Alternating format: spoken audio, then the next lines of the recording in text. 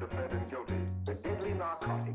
Hey everyone, it has been a minute. Welcome back to my channel. For those of you who are new here, my name is Dr. Richard Liu, and I'm a former McKinsey public health consultant turned ENT surgical resident here in New York City. This summer, I just started my residency training at Weill Cornell and Columbia University. And if you've been following for a while, it has been a minute since I posted a video. Needless to say, the last few months have been an absolute whirlwind. I just moved to a new apartment in New York City in the Upper East Side, right next to Weill Cornell. And the last few months have just been filled with learning and growing, adjusting, adapting, with tons of highs, tons of lows, a lot of sleepless nights. And I'm here to share a bit of what that's been like with you here today. As I've shared in my previous videos, I believe that so much of life is about the journey and not just the end destination, and finding ways to enjoy moments, especially when things feel tough. And so in this video, I wanted to update you all on three things. Number one, what I've been up to in residency. Number two, what I've learned about myself, about the work, about the environment that I'm in.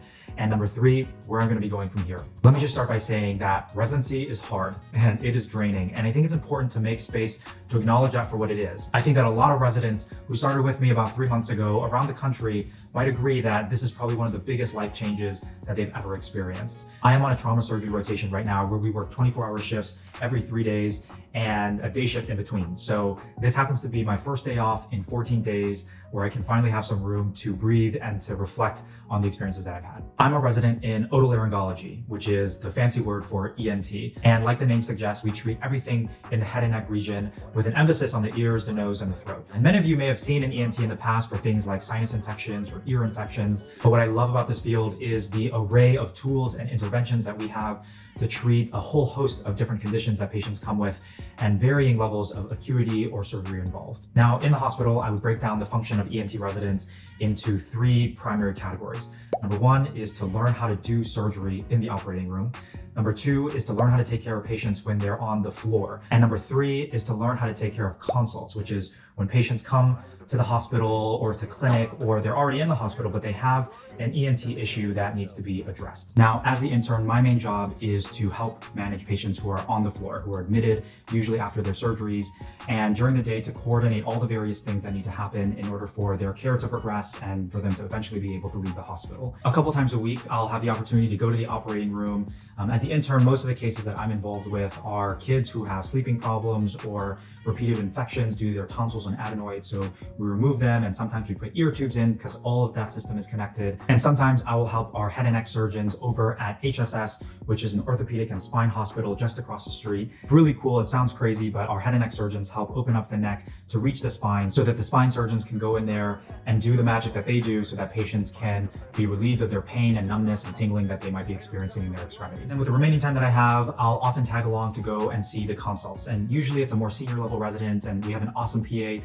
Both of them take charge of handling all the consults that come through. And I'll come to learn from them how to handle the myriad of different ENT issues that patients can come with. Things like nosebleeds that just won't stop, infectious abscesses that need drainage, facial lacerations that need repair, or learning how to scope patients that have swallowing or voice issues. The variety really feels infinite in this field, and one of the things that has kept me really excited in this beginning stage of residency. On average, I'll get in the hospital around 6:15 to 6:30, and that's when we'll start rounding on all of our patients. We'll create these plans with the chief, our senior resident, and then I'll send out texts to our attendings to align all of those plans by 7 before all the attendings and all the more senior residents head into the operating room. The day is spent just really making sure that all the things can run smoothly within the behemoth that is a hospital system. My day will usually end around 5 to 5:30, which is when sign out happens to the resident that is taking overnight. Now, as the intern, I am also taking overnight shifts about once to twice a week, and we call this buddy call, where I will team up with a 4th-year resident who is a lot more experienced, a lot more confident, a lot more knowledgeable about what goes on in the hospital, and that'll be their time to show me the ropes about how to take care of consults, how to take care of emergencies when they happen. Now, on these overnight shifts, I will typically get around 3 to 4 hours of sleep,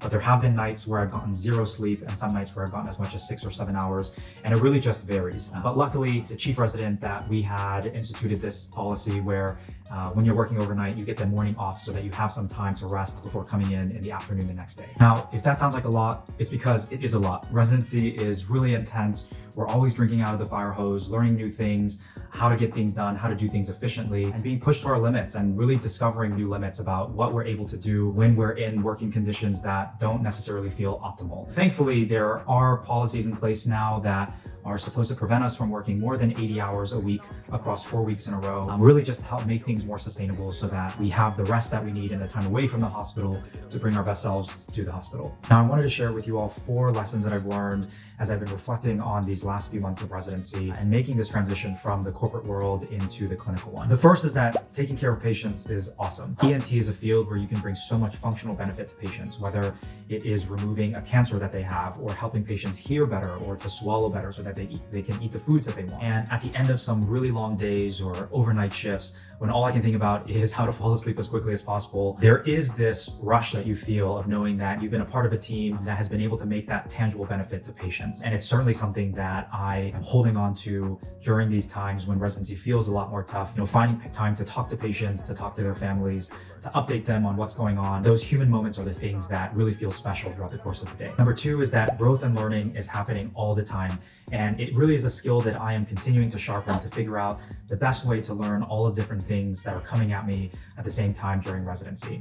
Now, fundamentally, residency is a training program, and we quite literally are learning everything, everywhere, all at once. And there's only really about an hour a week where teaching is done in a formal setting, and the remainder is really done experientially, where we are absorbing all the different things that we are seeing and observing throughout the course of the day.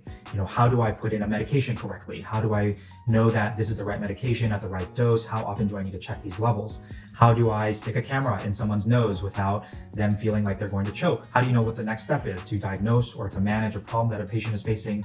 Or how do you learn to work with all of the different working styles and preferences that team members have? A lot of these learning points do not come with specific instructions or tips on what to do. They're really just things that you observe and become aware of and learn to adapt to over the course of time. Becoming a surgeon is really about mastering a skill set, both tangible skills and soft skills, and it can be really frustrating, especially as a new resident. It can often feel like everything that you're doing is wrong in some certain kind of way. My firm belief is that the more chances we give ourselves to get things wrong and to struggle, the more quickly we'll be able to recalibrate and to get it right to do better the next time. Now, the third thing that I've learned is that working with people who are compassionate, are great people leaders, and create a great working environment can be extremely motivating. In residency, we are working with different people every single month, and sometimes different teams on a week-to-week basis. One of the things that I've had to adjust to in residency is the culture of hierarchy that is really embedded within medicine and within surgery. And don't get me wrong, I think hierarchy is something that is really important in medicine because we are dealing with patients' lives and livelihoods, and there's a really small tolerance for mistakes, and there's a lot of attention that needs to be paid to all the little details that are going on throughout the day. The hierarchy of experience is something that is really important to honor and to respect, to make sure that the right things are happening for the patients and that patients are always getting the best care that they can. And at the end of the day, it is the attendings who has their name on the line, who is responsible for what happens to a patient. And it adds a certain layer of pressure that I think is unique to this working field that is very different from anything that happens in the business world. While I think that hierarchy is really important to ensure that the best care is getting delivered to patients, sometimes I've seen it lead to more junior residents feel like they cannot speak up for themselves, to ask questions, to explain challenges and roadblocks that they're facing, or even to ask for help. I've been able to observe so many different leadership styles now, both in the corporate world and in medicine.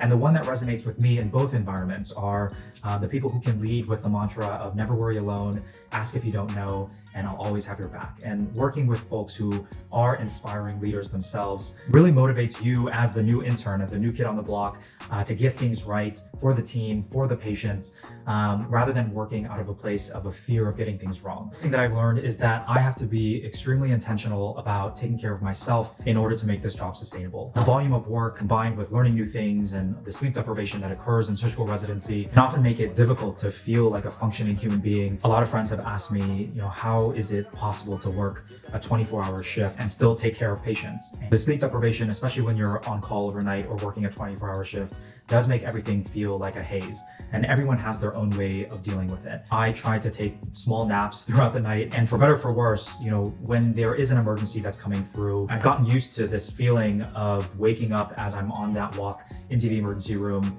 By the time that I make it there, I'm feeling awake enough and alert enough to focus on the thing that's happening. The adrenaline is pumping through. You really just have this extra gear that turns on in those moments when you really need it. In those moments though, it's important to acknowledge that you are feeling like you're operating at your limits. You are tired and you are pushing through. I am someone who needs 7 hours of sleep a day in order to feel like I can bring my best self to work. I've been taking melatonin, taking magnesium. I have a whole sleep routine, making sure that I can fall asleep quickly. Outside of sleep, it's other basics like making sure that I'm eating when I need to, that I'm drinking water, and with whatever time that I have left, making time for friends so that I can feel like a person both in work and outside of work. But truly, it is those habits that I am creating and continuing to polish over time that I think will be the key to sustaining me throughout these next 4.5 years of residency. Where am I going from here? You know, right now I am floating somewhere between existing and surviving, learning everything that there is to have to learn, and just observing and soaking in the environment around me. I am far, far, far from being a perfect resident, if that's even anything that's attainable in medicine at all. But one of the things that I am taking with me as a lesson that I learned from my corporate days is that growth is all about calibrating with your community, taking those moments that feel really, really hard and calibrating so that you can learn to be better the next day. As far as the title of this video, I have to say that while residency has been extremely hard at some points and a very tough pill to swallow, and it's okay for residency to feel that way. Not sure if I'm telling that to myself or to other people out there. I don't regret my decision to come to residency. You know, it is extremely rewarding at the end of the day to be able to take care of patients.